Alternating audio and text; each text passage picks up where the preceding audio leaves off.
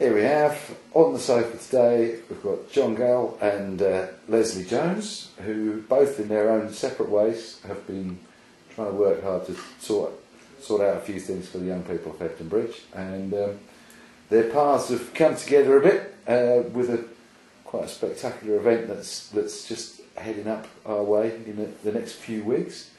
But before we talk about that, I'd just like to run through what it is that you were doing, John. It's something to do with the skate park, isn't it? Yeah, it was back in 2008, I think. There was a lot of talk on the skate park about it not being big enough, and right. I was sat at Facebook one day and thought I'll make a Facebook group regarding the skate park, and about 400 people joined it in a matter of weeks. It's extending it? Yeah, to extend it and to make it a little bigger. Right. It sort of snowballed from there. I sort of thought, well, if there's that many people interested, surely we can be poking and prodding at certain people in the council to try and make it happen. And have the council have taken it on board, have they, local council? Yeah, they have, yeah. I was contacted by Noreen Quinn. Right. She was really influential in making the first skate park happen. Okay. With a lot of the kids, like my older generations back when they were younger. And she invited me out to the council to have my say and try and put my word across. Oh, very good. Snowballing. And it's going all. You're moving ahead with the plans then. We're hoping so. Yeah, we've got a few applications in for funding. They're in the second stages now. We're just trying to sort out some minor details and get them carried on to the third stages, aren't we? Right. So it's got to be a few quid that's needed, there, isn't it? Yeah. We're looking for about between 150 and 190 grand. Oh. But that's for other things as well, like there's like benches and seating areas, and just generally, not just the skate park itself, but just generally the area around it for the youth. Because a lot of the youth in Hebden, that's where they spend a lot of their time. Yeah. Not just the skaters, but people with bikes as well. Yeah. But that sort of brings us over to you, Lesley, doesn't it? Really, because you're running the young people's, or is he chairing the young people's working party? Yes, that's right. And that's on the Hebden Roy Parish Council rather than, or the Town Council rather than Calder. It is, yes. And that came about as a result of negative press, really. Perception of there's nothing for kids to do. If they're on the park, they're automatically getting up to no good. So it was a case that the original idea came out of, well, we need to do an audit of what youth provision there is. And there is a lot of youth provision, but it's all in different bits. Yeah. Like you've got your young people service, you've got your voluntary organisations.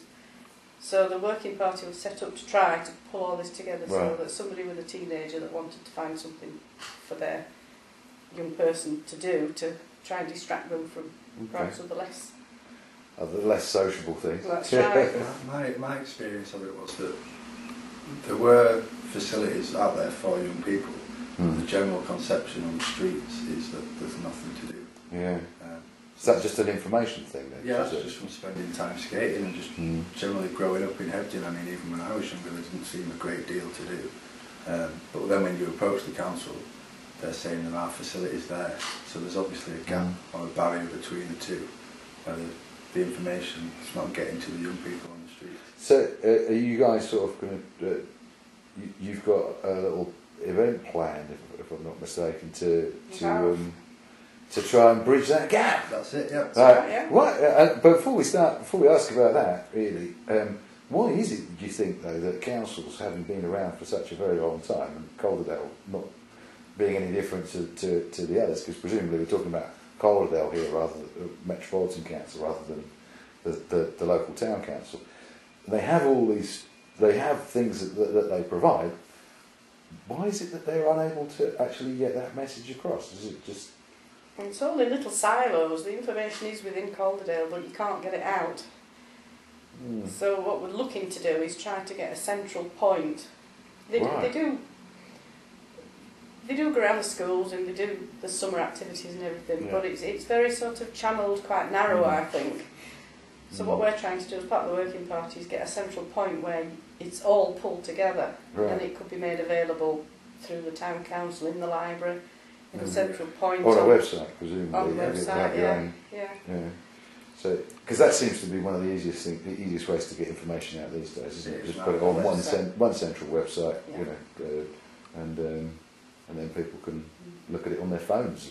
Well, exactly. That's what I do these days. The problem with Calder is though that the voluntary sector, they've got their own database, which is on a standalone external package, and then you've got your young people's service that's got another one. These packages don't talk to each other. So you guys are kicking their butts in a little Trying bit. to. Excellent, do, excellent. yes. So this event on May the 22nd, that's we're here in Calder Homes Park. On the park. On the park, yeah. Which was asked for at the first meeting of the working party, which was incredibly well attended, wasn't it? We had people from everywhere. We got Social Enterprise, Project X there, we got Lifeline, we got Calder, and quite a large group of young people. Yep. And 3 priorities came out of that first meeting. One was to try and up the profile of the young kids and the things that they do to try to help themselves, like well, this get is the funding thing, together. Because this is John's classic example of young people sorting out themselves, really, exactly. isn't it? Yeah. And a lot of the time they just need a little push in the right direction and some rails to go along, and then they're happy to just And see results as well. Well, and the idea that it's not all just a waste of time, because that's the thing that puts most young people off doing stuff. Certainly when I was young, you think, oh well, what's the point of doing that? Because the council are only going to say no anyway. Exactly. Yeah. Well, that's why we're having the event, because you find that when we started filling out applications for funding back in the beginning, obviously once you've sent those applications off, it takes a long time for them to come back and for the young people to see any momentum. Yeah. So they lose interest really quickly. Yeah, for sure. Because it's started and it's fizzled out and it's not happening anymore.